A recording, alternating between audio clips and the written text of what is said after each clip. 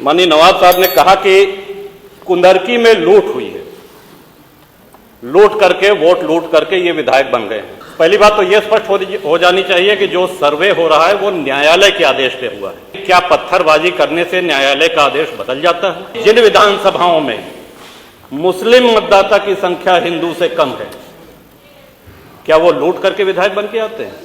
सदन की कार्रवाई लाइव देखी जाती है, रिकॉर्ड रहता है। माननीय नवाब साहब हमारे बहुत अच्छे मित्र हैं, साथ में मंत्रिमंडल में भी रहे। पहली बात तो यह स्पष्ट हो जानी चाहिए कि जो सर्वे हो रहा है वो न्यायालय के आदेश पे हुआ है। और जितने लोग बोले हैं इन्होंने पत्थरबाजी का कोई जिक्र, कोई चर्चा नहीं की।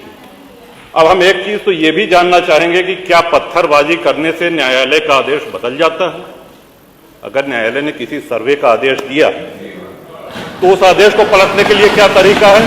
उससे बड़ी अदालत में जाएं कि सड़क पे खड़े होकर के पत्थर प्रशासन के ऊपर और पुलिस के ऊपर चला जाए।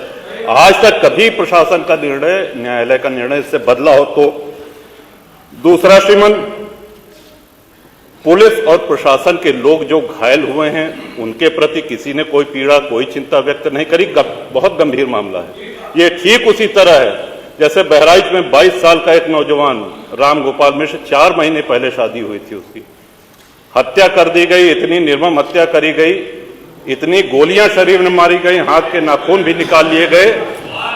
अपराध क्या था कि उसने अपने धर्म का एक झंडा लगा दिया। श्रीमान, इसी चर्चा में एक बड़ा रोचक तथ्य सामने आया।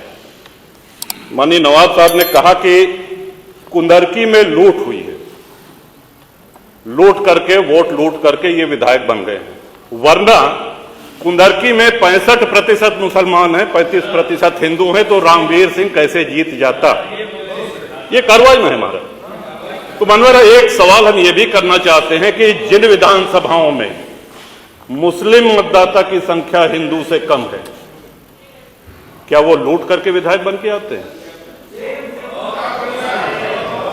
या क्या हिंदू बाहुल्य जो विधानसभाएं हैं वो मुसलमान को वोट नहीं देती? इस हिसाब से तो यही लगता है कि सबसे बड़ा आश्चर्य धरती का यही हो गया कि जब 65% मुस्लिम है तो हिंदू कैसे जीत गया? आज पहला दिन है इन लोगों का सदन में। हमने अनुरोध किया था जो नए सदस्य जीत के आए हैं कम से कम परिचय करा दें, हम लोग भी पहचान लें। हमारा कोई परिचय नहीं है रामवीर जी से, लेकिन वो निर्वाचित सदस्य हो चुके हैं, सदन के सम्मानित सदस्य हैं। उनका इस तरह से अपमान करना, उनको लुटेरा कहना, ये तो आपत्तिजनक है। और सर्वे हम बोल रहे तो आप बोले।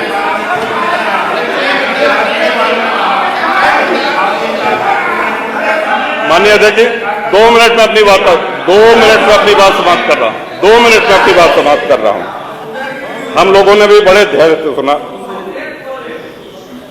तो इस सदन का एक क्राइटेरिया, एक मापदंड क्या ये तय मान लिया जाए कि जहां हिंदू अधिक है वहां हिंदू विधायक को ही जीतना चाहिए, मुस्लिम विधायक सिर्फ वहीं से जीतना चाहिए जहां मुस्लिम की आबादी 50% से अधिक है?